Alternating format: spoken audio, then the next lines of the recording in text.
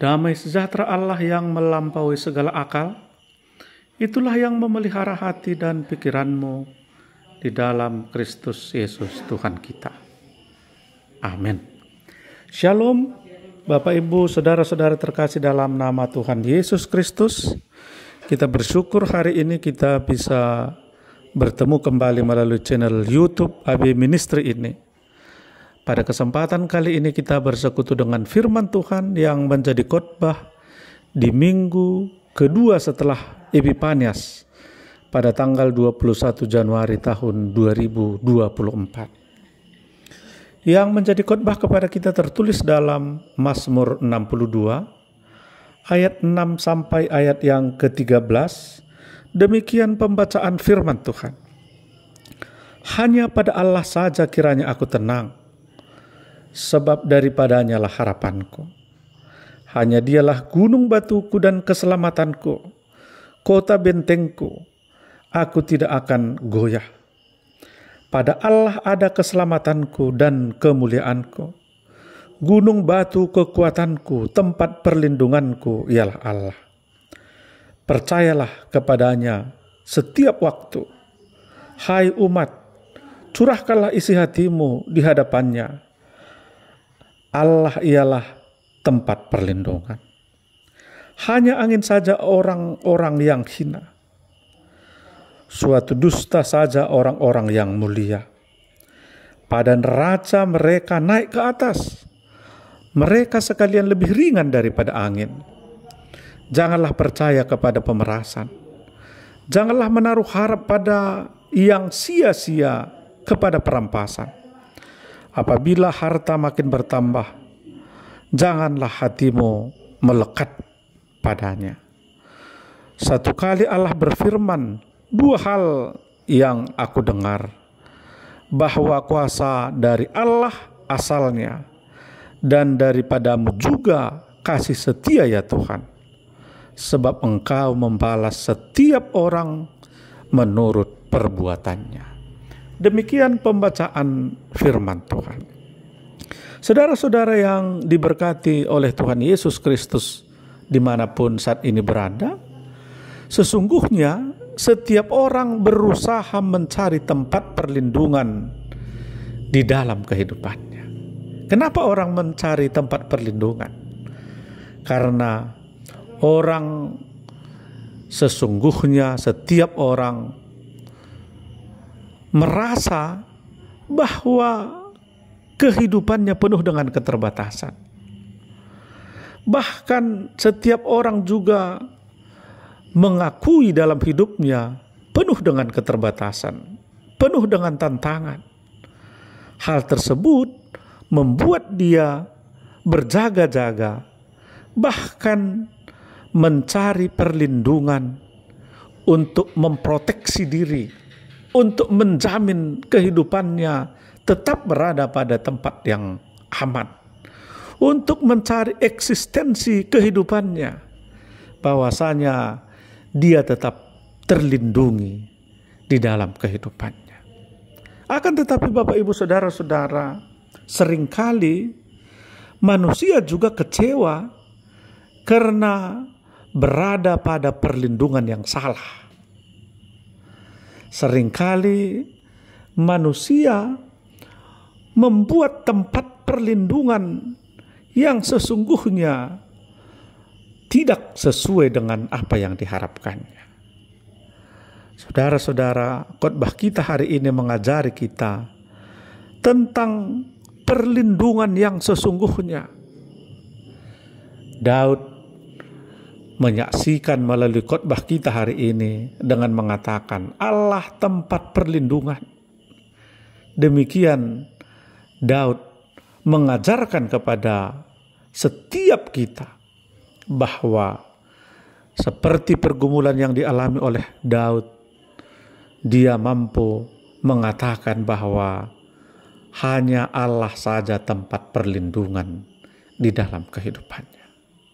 Saudara-saudara, melalui khotbah kita hari ini, ada beberapa hal yang mau disampaikan kepada kita. Pertama, Allah tempat perlindungan. Allah sebagai tempat perlindungan bukan berarti bahwa kehidupan kita tanpa tantangan atau tanpa masalah. Akan tetapi, kalau kita mengaku bahwa Allah adalah sebagai tempat perlindungan kita, maka sebesar apapun tantangan yang kita alami, seberapa berat pun beban yang kita alami dalam kehidupan kita, maka kita percaya, kita benar-benar yakin bahwa Tuhan menyertai kita dan memberikan ketenangan kepada setiap orang percaya untuk menanggung setiap beban yang terjadi dalam kehidupannya. Itulah yang dialami oleh Daud, saudara-saudara.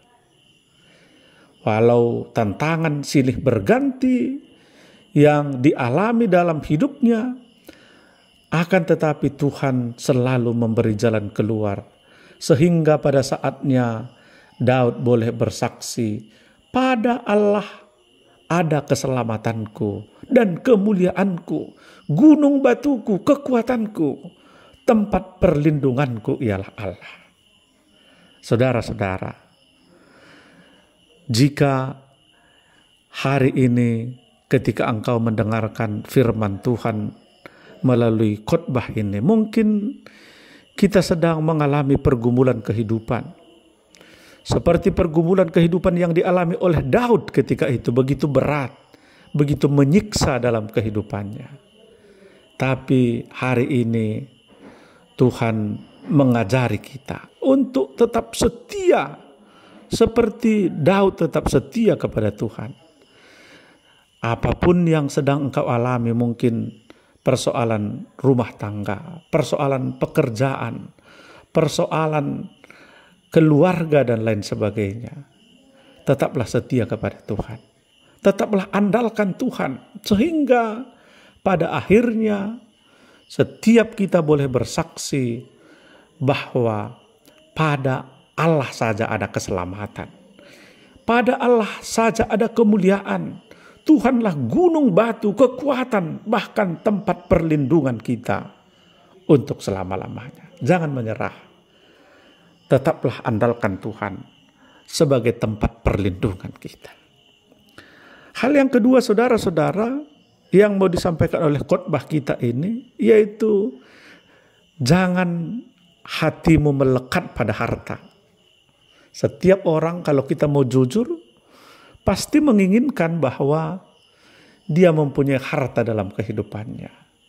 Dia mempunyai segala sesuatu yang bisa menjadi kebanggaan dalam kehidupan kita. Walaupun sesungguhnya harta itu ada berbagai macam jalannya. Apakah itu dari jalan yang benar atau jalan yang tidak benar, kita sendiri dan Tuhan yang tahu.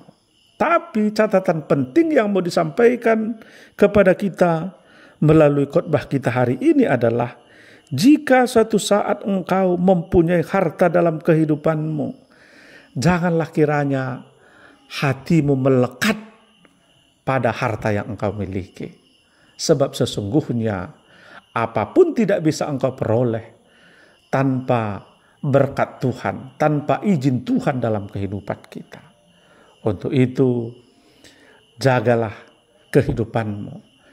Pertama, agar setiap harta yang kita miliki berasal dari jalan yang benar.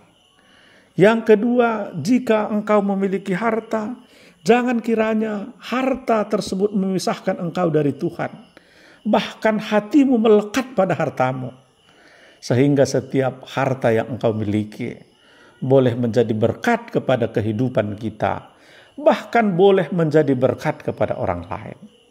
Untuk itu, jika Tuhan mengizinkan kita mempunyai harta, maka pergunakanlah itu demi kemuliaan Tuhan, melalui mempergunakannya sebaik mungkin. Saudara-saudara, sesungguhnya tantangan kepada orang yang mempunyai harta dan tantangan yang tidak mempunyai apa-apa, tantangannya sama, yaitu bagaimana kehidupan kita Apakah karena harta kita mendekat kepada Tuhan, atau karena tidak mempunyai harta kita boleh setia kepada Tuhan? Jadi artinya kita sama-sama diuji ketika mempunyai harta dan ketika tidak mempunyai apa-apa. Tapi yang terpenting adalah ketika kita mempunyai harta dan ketika kita tidak punya apa-apa, Tuhan sajalah yang dimuliakan. Kita tidak menjadi sombong ketika mempunyai harta. Dan kita tidak menjadi orang yang putus asa ketika tidak mempunyai apa-apa. Karena sesungguhnya itu adalah titipan ketika kita mempunyai segala sesuatu dalam kehidupan kita. Untuk itu, jangan melekat hatimu kepada harta yang engkau miliki. Demikian firman Tuhan tadi. Saudara-saudara, yang ketiga, pada akhirnya Daud menyadari bahwa Allah membalas kepada setiap orang menurut perbuatannya. Sesungguhnya ketika Daud mengalami sesuatu penindasan, seumpama misalnya mertuanya Saul pernah ingin membunuh dia. Tapi saudara-saudara, Daud tidak melakukannya. Dengan pemahaman bahwa biarlah Allah yang membalas kepada setiap orang menurut perbuatannya. Untuk itu kepada kita semua, kepada anak-anak Tuhan dimanapun kita berada saat ini, seringkali kita mendapat perlakuan yang tidak benar. Sering kita mendapat perlakuan yang tidak sepantasnya. Dan karena kita merasa hal itu tidak pantas, sering kita ingin membalas apa yang diperbuat kepada kita. Tapi firman Tuhan hari ini mengingatkan kita, biarlah Allah yang membalaskan kepada setiap orang menurut perbuatannya. Tugas kita tetap melakukan yang terbaik, tetap setia kepada Tuhan. Tapi pembalasan itu adalah haknya Tuhan. Jangan kita mengambil alih hak otoritas Tuhan dalam kehidupan kita. Saudara-saudara, melalui khotbah kita hari ini seperti tema kita, biarlah apapun yang sedang kita alami, Allah tempat perlindungan kita. Apapun masalah yang sedang kita hadapi hari ini, Allah tempat perlindungan kita. Ada sebuah ilustrasi, sebuah kesaksian bagaimana seseorang benar-benar menghidupi, benar-benar mengaku bahwa Allah sajalah tempat perlindungan baginya.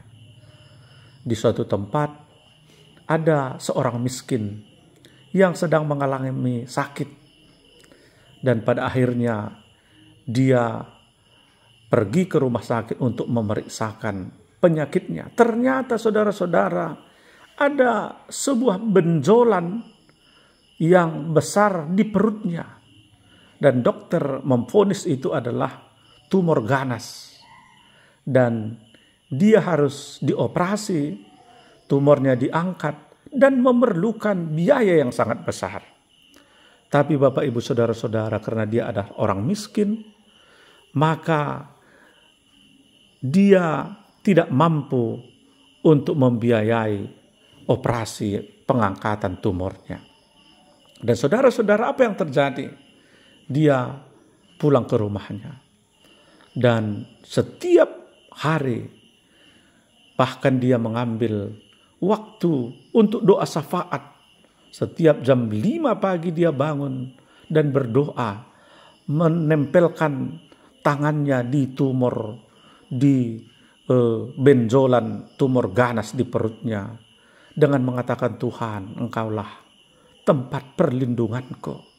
Aku tidak mempunyai apa-apa, aku tidak mempunyai uang untuk berobat, tapi Engkaulah tempat perlindungan bagiku. Sembuhkanlah penyakitku. Aku yakin Engkau dapat melakukannya. Saudara-saudara, itu dilakukannya secara berulang-ulang, berbulan-bulan. Dan apa yang terjadi saudara-saudara? tumor ganas benjolan yang ada di perutnya hilang. Ketika suatu ketika diperiksakan ke dokter, benjolan itu tidak ada lagi. Dia sembuh seperti sedia kala. Dan dia mengaku, Allah tempat perlindunganku.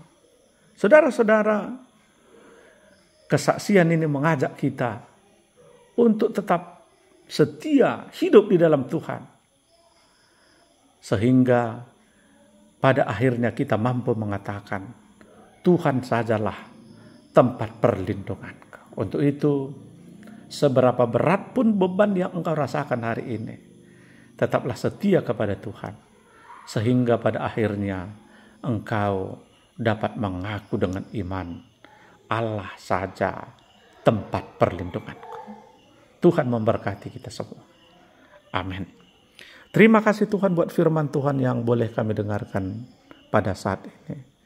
Biarlah ini semakin meneguhkan iman kami, sehingga setiap kami boleh mengaku bahwa cuman Allah saja tempat perlindungan dalam kehidupan kami.